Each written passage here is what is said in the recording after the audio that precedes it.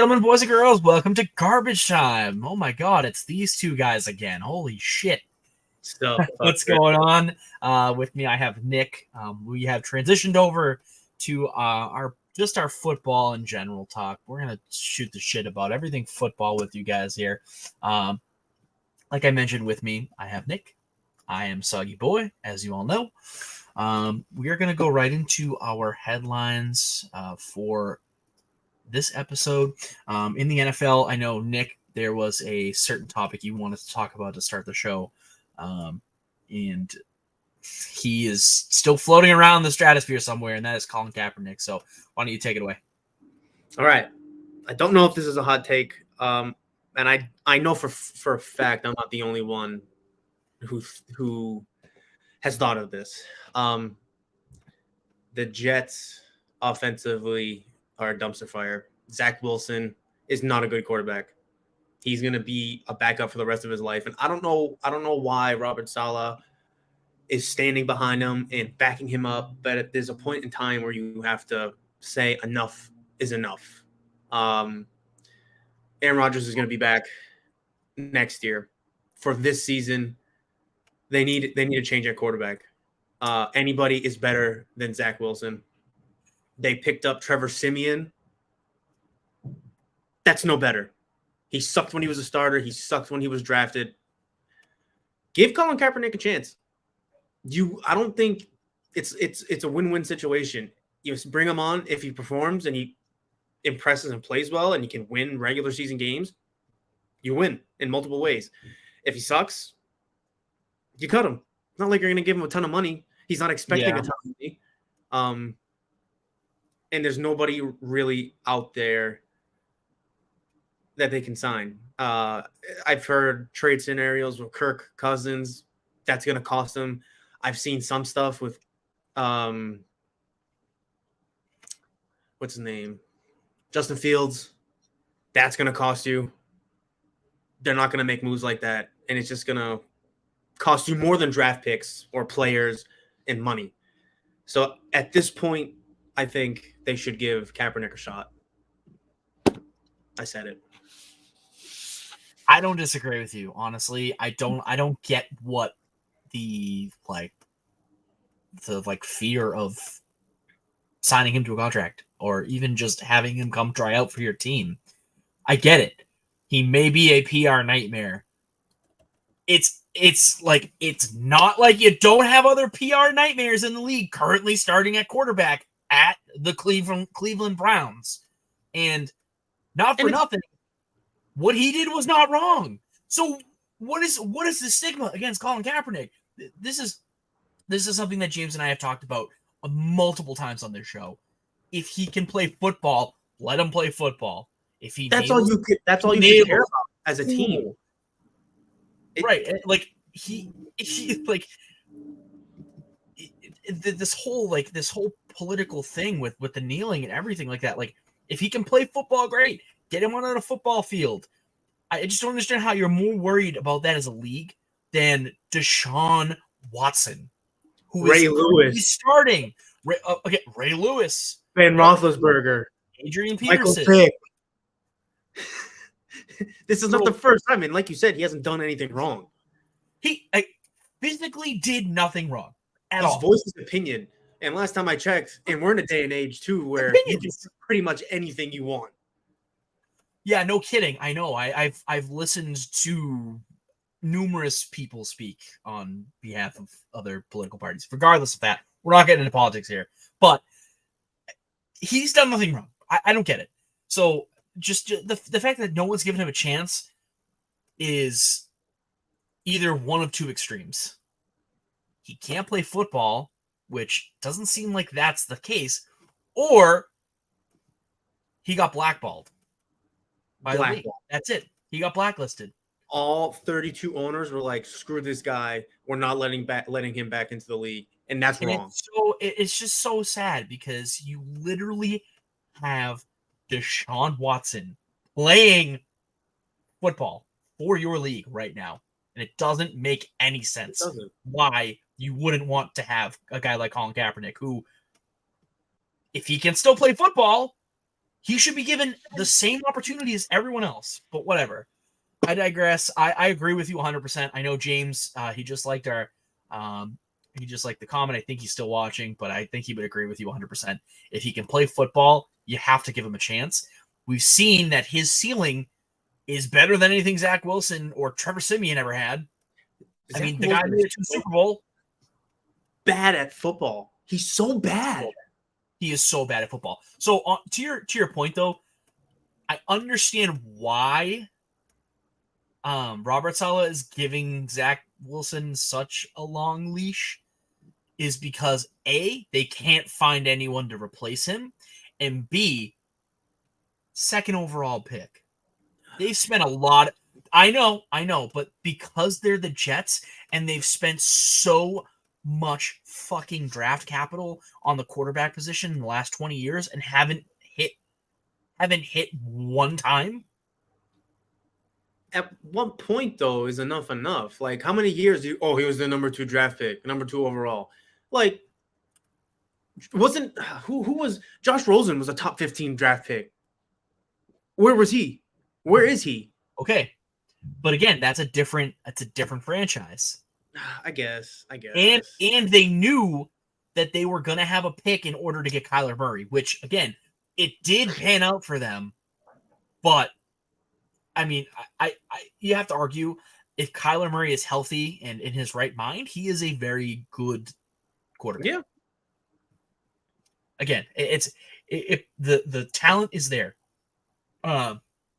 So yeah, I mean, back to our original point with Colin Kaepernick. If he can play football, give him a chance. If you're the New York Jets and he can play football, give him a chance. What do you have to lose? You already lost Aaron Rodgers. Zach Wilson looks like a sack of potatoes out there. You just picked up Trevor Siemian, who probably, I don't know if he's played professional football in like 3 years. Matt Ryan doesn't want to go near your team. Carson Wentz is out there somewhere. You could pick him up. I mean, that is another player who has a pretty decent ceiling. If you give him the weapons that the Jets have, he might be all right, but injury history there. There are so many other quarterbacks out there that they could be bringing in, Kaepernick included, that they have a higher ceiling than Zach Wilson. Zach Wilson is terrible. He's so bad. His decision making is literally like a fifth grader who's trying to finger paint something. Like, it's awful. The indecision and just the lack of decision from Zach Wilson is abysmal. I don't understand how he's still in the league. Or let me rephrase it. I don't understand how he's a starting quarterback. He might be a good backup for a game or two, depending on team situations and stuff, but he's just not the answer. He's not going to help you win games. And if you bring in another quarterback that's all they have to do is game manage. That's it. You have the weapons around you. Exactly. He can't even manage the game.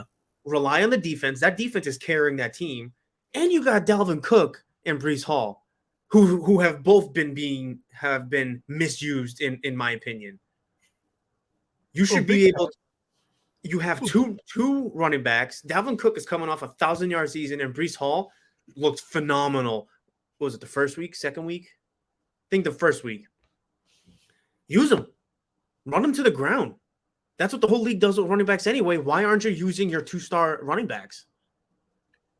And if this keeps going, and I'm not going to, Aaron Rodgers will be back. He's not going anywhere. But for this season, the defensive locker room, they're already questioning Salah's decision-making. Yep. It's like they're doing their job. The offense isn't. They're not going to win games. So what's the deal? I don't know. I mean, it's crazy to me, but the Jets are gonna jet. That's what they've done for the last, I don't know, 70 years of their franchise in existence. I mean, they have one Super Bowl win in 67 against the Colts. Great, cool, awesome. They haven't done anything since then. They haven't been to another Super Bowl since then. So I just don't know how you have a franchise that is so steeped in NFL history, but arguably one of the biggest loser franchises in almost all of sports. Like the Lions turned it around with Jared Goff. Oh, well, that's because Dan Campbell is the guy. He is. I would go to war for that man. Are you kidding me? I would pack up and move over. Like if he was like, I'm here right now, I would pack up and move for that man. The only thing I'd ask him for is a speech. Hype me up, and I'm out. Like I swear this man eats like concrete, like for breakfast. He just like he's on the sideline. He's just eating concrete bricks and like styrofoam and shit. He's just pumped up. Everything it just gets pumped into pure adrenaline for him. Yeah. Like I don't know what it is. Like he is an animal. I'm a low-key Lions fan, by the way. I just love watching them play.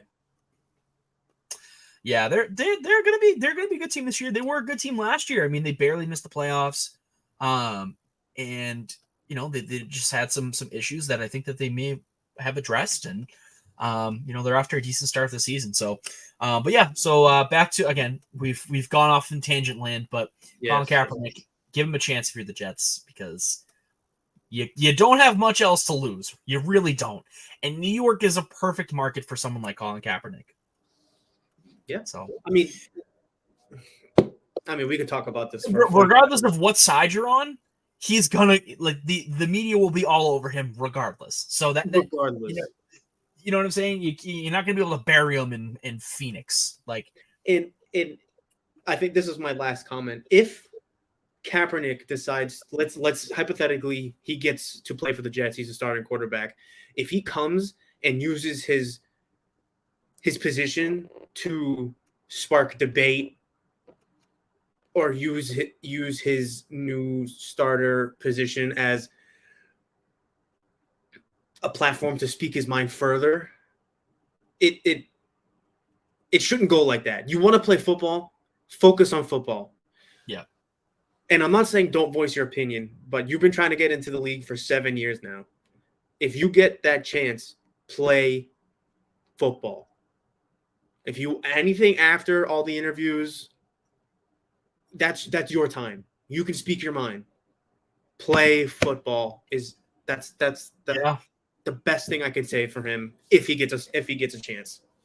Yeah, we'll see. I mean, I've also seen rumors of should the Jets trade for Ryan Tannehill? I'll stop you right there. No, you shouldn't. He's terrible. Honestly, they'd be better with Ryan Tannehill. They would, but you would just be getting another guy who can't do anything anymore. Like he was okay for the Dolphins. He had one good season for the Titans, and everyone was like, "Oh, Ryan Tannehill, look at his stats," blah blah blah. He's a game manager. Yeah, you need a game manager. Fine. Ryan Tannehill might be fine. If you can get him for a cheap price, go out and get him. What's the worst that can happen? Your season's blown up anyways. Aaron Rodgers played, all of 3 snaps, and your season's already down the drain. I mean, there's nothing you could possibly do besides, internal turmoil that could further ruin the season for the Jets. I mean, and I don't know what Rodgers'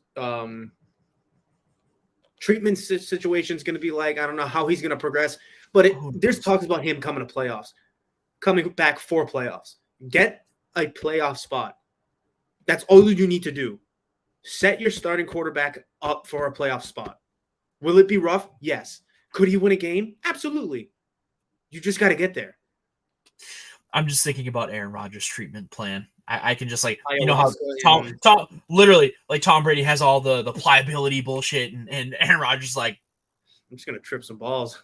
I got some weed, some ayahuasca. You guys want to smoke it with me? Do that. My leg's fine. If I can't feel it, it's fine. That I feel that he is the poster child for Eastern medicine. Oh yeah, absolutely. You have Brady who is Western medicine focused, and he's it's a plan. Whatever. I'm fine now. I don't know. This dude definitely has a shaman and all that bullshit. Oh, absolutely. Next topic I want to talk about. We'll do this really quickly.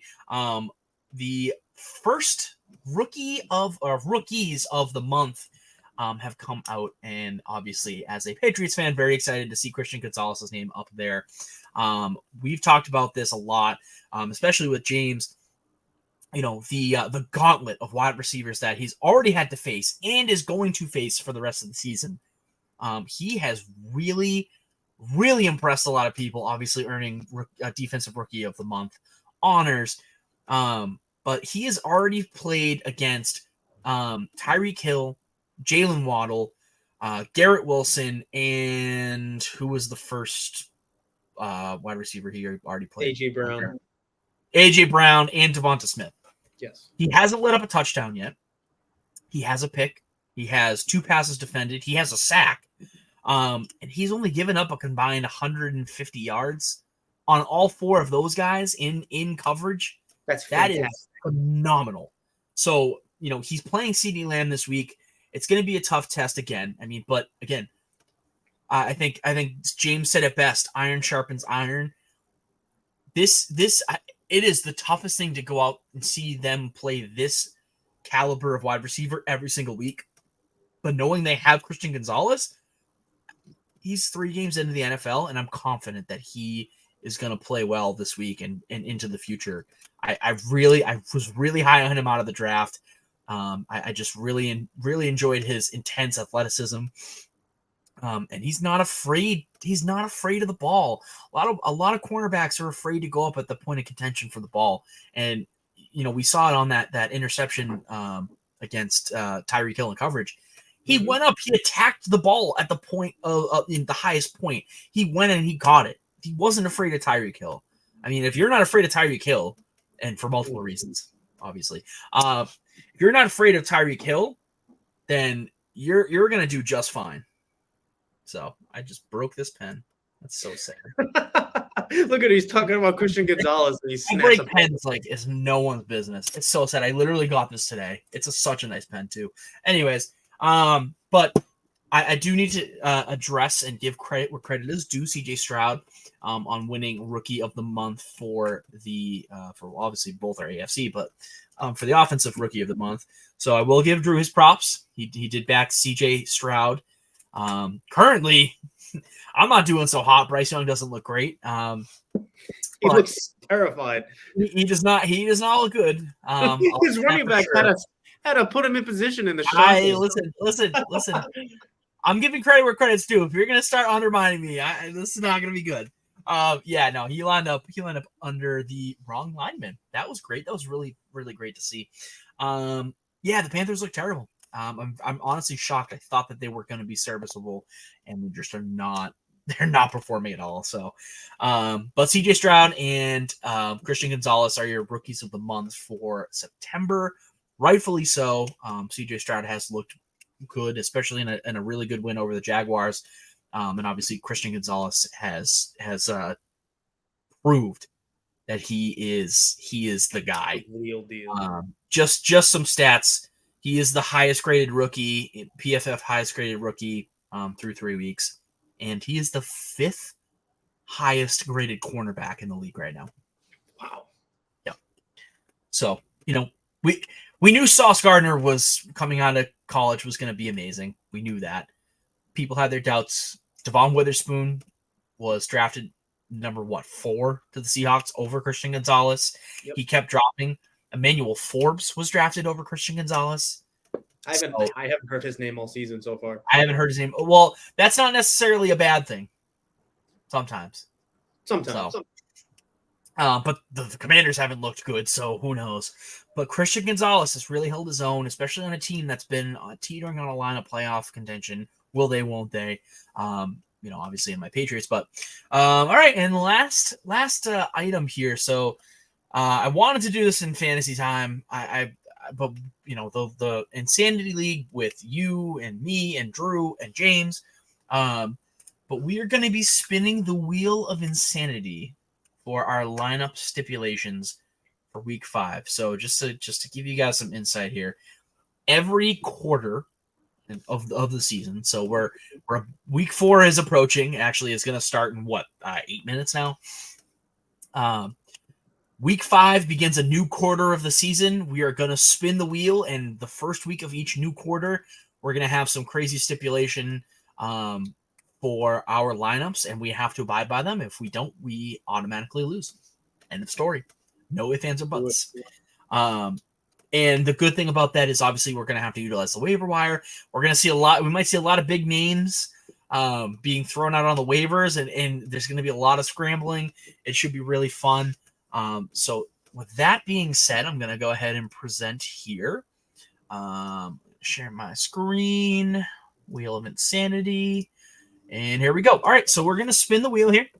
Whatever it lands on is what we have to do and set our lineups for next week. Obviously, there is the chance to get no changes, but as you can see here, the first spin I ever did landed on no changes, so we're probably not going to get that. So let's do it here. Imagine we get that. I'm going to oh, stop. Get the fuck out. Here we go. Players who are, and what is the rest of this here? Oh, okay. I thought of this one. This is great. So basically what we need to do here, we are going to, any of the players that are on our bench, we can slot in our lineup. All of our starting players have to come out and ride the bench. Oh, Jesus Christ. That's it. So that's it. So only bench players. And this is for next week. This is for next week. So most of the lineups are set. However, this is where you could really get creative with it. If you want to play some of your if you want to mix it up, you could play some of your lesser players and keep your better players on the bench and then set your lineup there. It's all up to you. And see, the best part about this is everyone is going to second guess themselves. So it's better to do that. Ooh, we got an ooh from the crowd there. Thanks, James. So I will be doing a commish check next Wednesday when we do the podcast. We're each gonna make sure our teams are there. So I will take a screenshot of which players were in the lineups for that week, and if any one of them is in the lineup for week 5 and it's locked in, then you automatically take the L, and I can do that because I'm the commissioner, and fuck you. That's why. Great. Awesome. So we've taken care of that. Let's talk about all the reason we're here for is football itself. So let's go to our week 3 review. Let's do this very quickly because there are some games that I really want to get into and talk about, unless you have anything you really specifically want to dive into for this week. But let's give our games of the week from last week, our blowouts, which I think we're most likely going to have the same blowout. I don't think that's really going to be all that much different. And then our upset, which is also probably the same one too, since you're a Giants fan. So my game of the week last week, I'm going to give it to the Bengals and Rams. Some decent back and forth. The Bengals offense really sputtered throughout this game. But just the up and down, the back and forth, the eventual, win for the Bengals there. I thought the Rams were going to definitely be able to come out and win this game. They just didn't perform as well as I expected them to.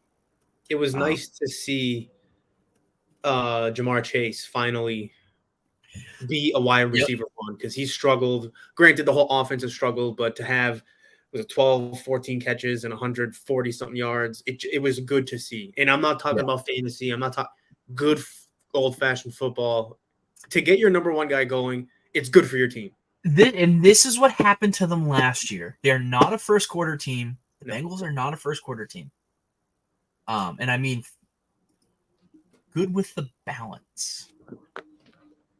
I don't know what that's in regards to. I might have missed that comment. But if you can comment again, James, and let me know what that means, then I will be more than happy to put it back up there because I love you. Anyways. Yeah, I mean, it was good. Like you said, it was really good to see Jamar Chase get back into that rhythm. He, what'd you say, 12 catches, 140 something yards. Something like that, yeah. So, obviously from a fantasy standpoint, there you go. There's your first real production from Jamar Chase. But again, first quarter of the season, this is not their specialty. What? Fantasy balance? You adjusted it? It's not gonna be till next week though. So never mind. Never mind. I'm an idiot. I get what you're saying. I think what he's saying is he puts some of his bench players in there so he can kind of have some balance. I got you, James. Sorry, it took me like a millennia to figure it out, but yeah. So back to my point, and I'll say this again because it reigns true for the last 5 years. The Bengals are not a good first quarter of the season team. They start very slow and then they heat up. And I think this is a very good sign for the Bengals that Jamar Chase was able to haul in 12 receptions, 146, 7, whatever yards. They're showing signs of life. They get the win. That was the important part. They got the win. They exercised some of the demons from losing in that Super Bowl, I guess you could say. They did beat Matthew Stafford, so that is I would say an exorcism in of its own. So yeah, that was my game of the week. So, you got? Is that yours? Game of the week. For last week. So I actually called this on the show, and we talked about it on Fantasy Time. I picked the Texans to upset the Jaguars. Yes, we had. That's right. We had 2 good upsets. I forgot you said that. And it wasn't my game of the week, but it was definitely a game that I was paying attention to. Okay. Well, for sure. Yeah. I mean, you call an upset, you want to see it through. Yeah, of course. And like I said on the fantasy show, CJ Stroud, man, he impresses me. He's got some poise. He can throw the ball. I didn't know he had an arm like that. And it's like accurate too. So it's good to see, because we go through this every year. There's a bunch of quarterbacks that are being taken. I'd say 85% of them don't pan out in the long term. I think the Texans found a franchise quarterback, and he's only going to be better. It's not like they didn't hit on the last one. I mean, they really did. They did. Obviously, personal issues got in the way of that one, but you can't say they don't know how to draft a quarterback unless you're David Carr, and then you're fucked. But, okay, yeah. So no, good call on that. I that's my bad too. I should have clipped that and sent that out there with Drew's upset. You should have texted me. I would have sent that out there. Blowout from last week. I think everyone and their mother is in agreement. The Dolphins scoring 70 points. 70 points, dude. 70 points. I wasn't watching that game. I had Red Zone on, and I was watching, a little bit of everything. They probably were just permanently on Red Zone because they scored. The game total was 90. I mean, it's not even like the Broncos didn't put up. They were playing Madden. Yeah, they had 786 total offensive yards, 10 touchdowns, 10. The Dolphins toggled like the run difficulty just all the way down. Yeah, I mean, like seriously. Oh my god, what a shit show of a game that was for. I didn't see. So I saw all of Devon A-Chain's first 3 touchdowns. Yeah. And I looked, and he scored 50 fantasy points. I was like, where did the extra touchdown in 70 yards come from? And they didn't show it on Red Zone. So I was like, refreshing. And I was like, son of a bitch. They just keep scoring. Even Robbie Chosen had a touchdown. Robbie Anderson, Robbie Chosen. Well, whatever the fuck his name is. I don't know, but even the role players and linemen are getting in on the fun. But yeah, 70 to 20 or 70 to 21? 20. I think the other score obviously is just not important. But what does that do to you as the opposing team? Like, how did the Broncos feel? What does it do to you? That's a really good question. I fully expect the Bears to come out and stomp the Broncos because of how bad they played. Justin Fields rushes for $150 and passes for 3.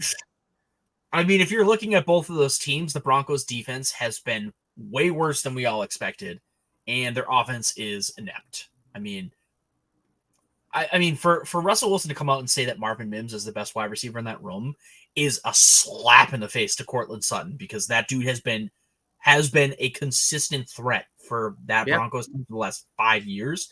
And Jerry Jeudy, health barred, is still really good. He had 1,000-yard reception, 1,000-yard receiving. Oh my god, 1,000 yards receiving last year. So I just I don't get what is going through Russell Wilson's mind. other than he's probably doing like 1-2 step by Sierra because like it's just drilled in his brain at this point. Does he even want to play football at this point? I don't know. Like I said earlier, I've seen more endorsement videos for Russell Wilson than I've seen actual touchdowns he's thrown in the last 3 years. I really don't even know what to say at this point.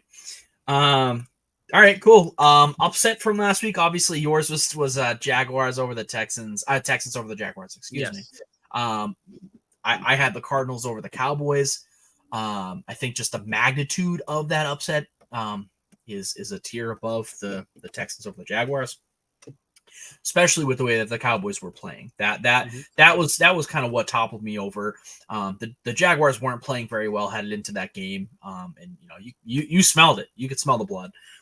This one to me was a shock. I mean, fuck, even Drew, his entire thing was, they're going to score a field goal and then the lights are going to go out and that's it.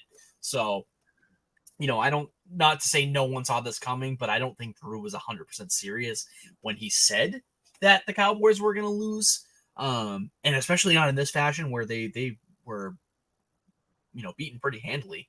But again, I think a lot of their glaring flaws are starting to rear their head up just in time for them to play the Patriots. I love it. I love it. Great. Well, any other remaining thoughts from week 3 that you want to talk about before we head into our preview for week 4, and then we can kill the show. Highlight. I'm gonna be a homer on it. Every chance I get to talk about the Giants. I'm gonna do it. Please, Mr. Christian Gonzalez over here. Hey, did your defense? Did your rookie win rookie of the month? I don't think so. No, he did not. But yeah, that's right. We lost to the Niners. We played better from week 1. Getting crushed by Dallas, fucking 40 burger to nothing. Oh, so bad. We were in the game. It was 17-12, and then when that Debo touchdown happened, it just you're just playing catch up at that point. Yeah. I never expect the Giants to win because from when Daniel Jones was first drafted to now, I don't trust my team. You can talk to my brother about it. He can tell you until he's blue in the face that Daniel Jones is a good quarterback. He's got skill. He's got talent. Do I think he's worth the $48 million a year we're giving him? Absolutely fucking not. Absolutely not. Oh, no way in hell. And we always seem to have a crap offensive line. But when you're giving your subpar quarterback who's 1-11 in primetime games $48 million a year, how do you expect your offensive line to be better? How do you expect to go after free agents and better your offensive line situation? It doesn't work. It doesn't. How is this someone's name I haven't heard at all who we thought might be a decent threat? Jalen Hyatt, how is he playing? When he gets the ball, it's good. He had a couple deep balls against Arizona that week. Didn't really have anything. Is he being targeted? That's my question here. Very little. So they're not utilizing him, but when he's being utilized, he is doing well. Yes. Okay. All right. I mean, sometimes it's just about building trust, especially if you don't have a good offensive line. You're not really going to be able to take deep shots. I think, hopefully, if Saquon does come back this week, you guys play the Seahawks, right? We play better when Saquon's in. No, true. That's for sure. It's going to be a tough test because that Seahawks secondary is very tough. I mean, whoever Tyreek Woolen ends up lining up against is going to be blanketed all day long or all night long. So we'll see. I'm trying to think if I have any remaining thoughts from week 3. Yeah, here's one. If your team gives up 70 points, you should just be relegated to college football. I don't even know what else I'm supposed to say. The CFL. Yeah, the Canadian Football League. And even, I mean, honestly, some of the Canadian football leagues Canadian football teams are much better than the teams that the NFL. Oh, fucking absolutely. Yeah, hell yeah. Great. All right, well, let's switch over to our let's put on our future glasses here, week 4 preview. Same kind of concept. We'll do game of the week, blowout, upset, kind of why you think, for each of those answers. But I'll kick it over to you for your game of the week to start for week 4. My game of the week. I feel like this is a no-brainer. It's Dolphins and the Bills. It's two high-powered offenses going at it, especially with the Dolphins dropping 70 points. It should, in my eyes, it should be a shootout. But when you expect one thing, you're going to get another in the NFL. So, yeah, that's true. It really should be a shootout. The Dolphins are scoring points at an alarming rate. My game here. I'm gonna go with the Browns and the Ravens. I'm going a little bit off script here. Yeah, so I love a good divisional matchup. The Browns defense has been spectacular.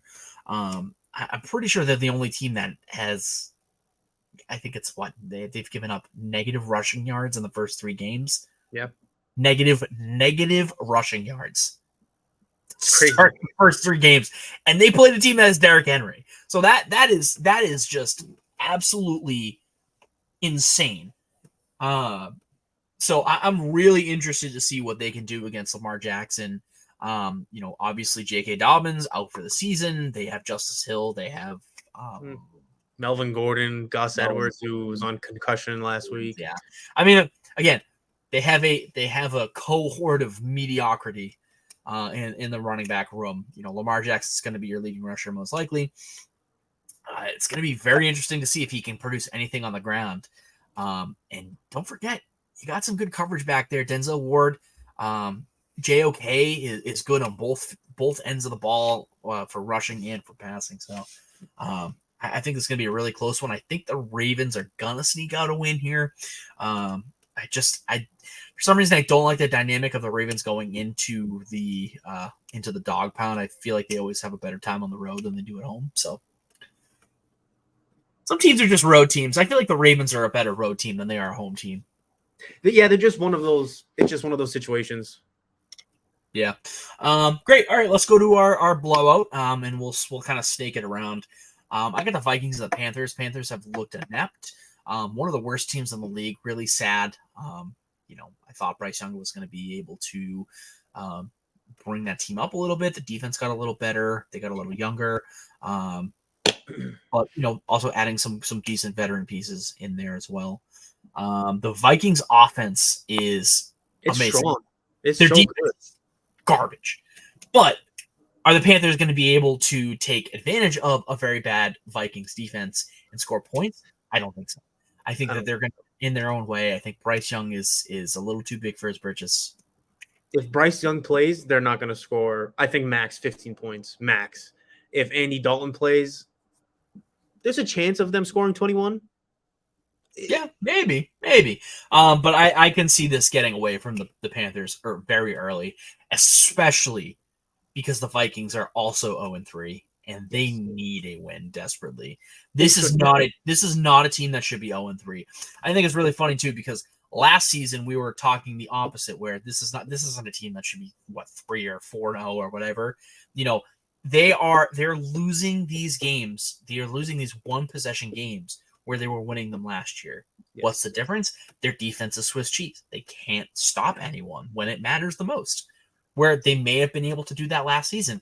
They could score a fuck ton of points, but they sure as hell give up even more points than they can score.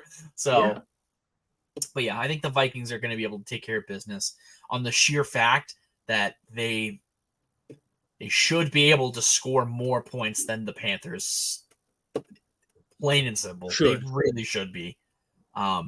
With an offense like that. I mean, seriously. So we'll also see Cam Akers this week too. So I want to see how that works. Interesting. Alexander Madison's looked like Dookie. I think he's got one more chance. I mean, he put up a decent stat line for himself last week, but if he so much as fumbles one more time, Cam Akers will take over. And I think all he needed was a change of scenery. He really did. We talked about this last week, and Drew and I were just going back and forth. But what did Cam Akers do to get on Sean McVay's bad side? Nothing, as far as we know. Nothing that any of us can see. The only thing that we can think of is he fucked his wife. That's Yeah, it. I was just gonna say that. What else is going on? I mean, like, seriously. So yeah. Anyways, Vikings Panthers. I think the Vikings are gonna give the Panthers the smackdown. Blowout of the week. It's gonna be the Chiefs, and not because Mahomes is gonna light that defense up. It's gonna be, how do I want to word this? The Jets offense are going to have so many 3 and outs or turnovers, whatever combined things you want to say or have them do, that the Chiefs offense is going to have so many opportunities to score. And you're never going to count out Patrick Mahomes, and especially when Travis Kelce on the field. Those two are almost as automatic as Brady and Gronk as far as a quarterback tight end duo go. I mean, at this point, I would put them over Brady and Gronk. I would. I mean, I don't like saying that because I can't stand Patrick Mahomes as a person. It's a little side note. Gronk is definitely the better overall player. Kelsey's the better offensive weapon. Yeah. Okay. I see what you're saying. Because Gronk, Kelsey doesn't. Yeah. Gronk was an All-Pro at tackle as well. So yes. Yeah, that is a good point. He was an All-Pro blocker.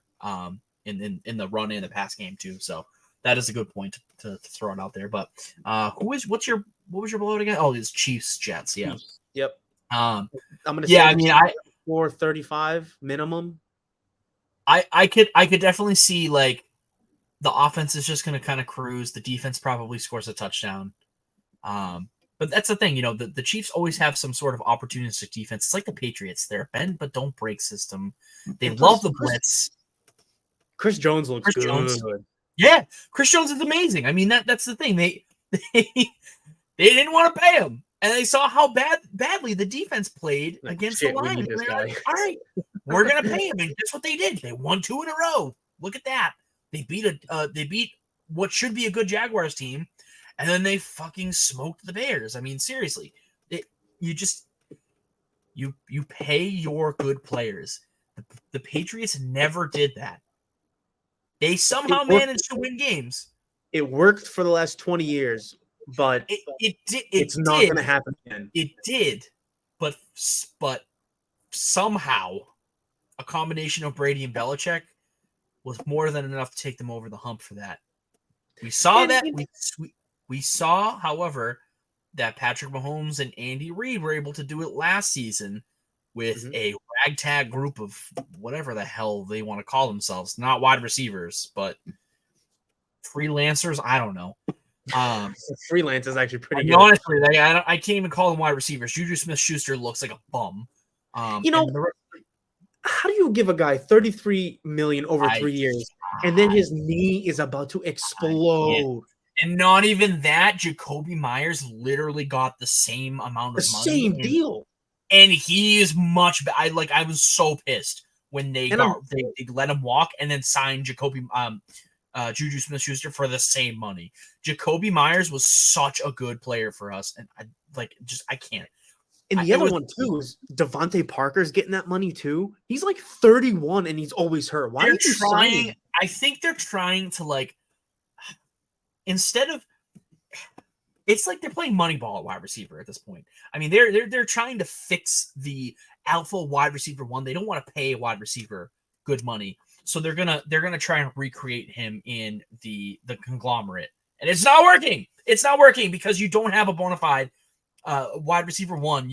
Mac's favorite target is Hunter Henry, and if he's covered, these wide receivers, I don't trust them. I mean. And it's criminal. I'm going to cut you off, but it's criminal that Jarvis Landry is not on a team. And I think he could help out the Patriots. I really do. I don't think he's going to go off for 1,000 yards a season, but he could help a team. But my other point here is that they need to be giving these rookies reps. I'm sorry. It needs to be happening. Belichick may have been maybe scarred from drafting way too many busts at wide receiver in the first round, second round, whatever. Demario Douglas is the answer. Yes, I understand he fumbled the ball, but that is situational awareness. He is your explosiveness that you need on that offense.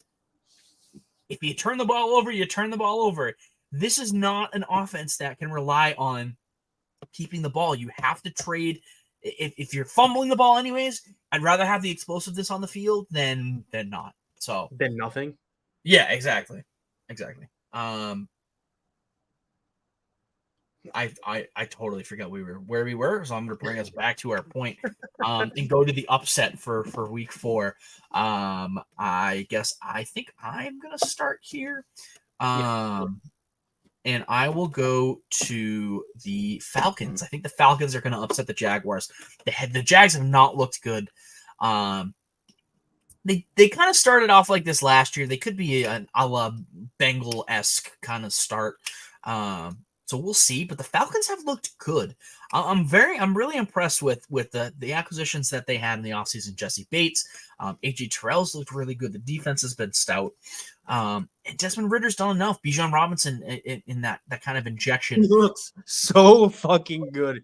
Dude, the cuts that Bijan's making is unreal. Yeah, he's making people stupid. Dude, he's so good. Yeah, it is. It's fun to watch. Yeah, I mean they have a real chance of winning that division, especially if the Saints are kind of in quarterback limbo. If Derek Carr is kind of hurt, I know Alvin Kamara is coming back for them this week. So we'll see what that amounts to. But yeah, I got the Falcons upsetting the Jaguars. I also have the Dolphins upsetting the Bills, which again, in my mind, is not an upset because the Dolphins are clearly the better team right now. But side note, Packers are in the red zone. Oh, right. Yes, the game started. Is this the first drive or first drive? So they got the ball to start? Yes. Gotcha. All right. Well, we have one more point to cover is your upset for this week. And then we can go watch some football and enjoy the rest of the night. So let's hear it. What do you got? I'm picking the Patriots over the Cowboys this week. That's right. I forgot about that. Music to my ears. Dak is gonna Dak, and I think it's gonna be a battle of the defenses. Whoever takes advantage of those offensive possessions will win this game. Yeah, I mean, we'll see. The Patriots' run game hasn't been great as of late, so hopefully they can pick that up. Stevenson didn't look good last week. No, he dropped a bunch of balls. He's trying to be patient instead of being a vicious north-south runner. He just needs to stick with what he's got. He is a very, very good in between the tackles runner. He needs to just continue doing that and stay north and south. I mean, I have seen him too many times this season do the Lawrence Maroney, where he's sitting behind a lineman, he's looking, he's waiting. He's not gaining that momentum. And if he doesn't have that momentum, he's getting tackled. Zeke looked last week. I really liked what he brought. He was hitting the hole really hard. And he was just able to get that burst and get those extra couple of yards. So I expect them to use Zeke against the Cowboys. I think it's going to be very funny to watch them get blistered by them. I honestly don't you can quote me on this. Zeke will be better than Tony Pollard this week. Oh wow. If you don't think for a second that Zeke isn't pissed at the Cowboys for not wanting to re-sign him, for sure. Yeah. I mean, yeah. And it looks like the Cowboys are missing Zeke right now. So that is true. They don't have that. I mean, they drafted Deuce Vaughn for fuck's sake. I mean, he's 5'6". How do you replace Zeke with Deuce Vaughn? I mean, you can't. I understand that they have some other kid in there. I forget his name. It's really strange. Something Turbin, Ronnie Turbin. Yeah, something like that. But you don't have that power anymore. You still have a somewhat okay offensive line, but you don't have that power back. He's not going to be able to pick. Tony Pollard is really good. He's a very good running back. And no knocks on him, but he's not the kind of running back that's going to be able to get you that extra yard or two in really short yardage situations. My apologies. You're good. That was me earlier. So, but fantastic. Well, we are on our end here. Our final words. Any final words for the people out there, Nick? For the love of God, I hope the fucking Giants win. I know. I might send out a wellness check if they lose. I can't do this again. I can't have another shit season. They gave us a little hope last year. I can't. I know they did. I know.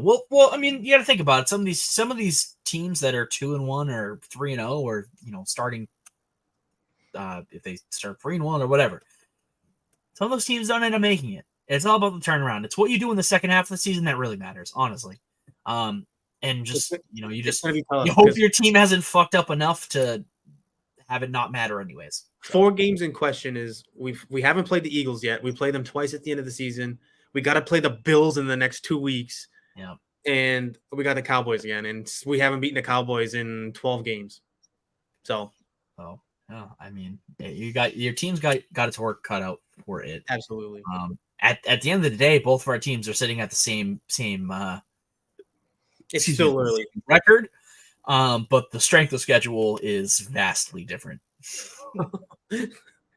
It's so much pain. I mean, we have the Patriots have the hardest schedule in the league this year.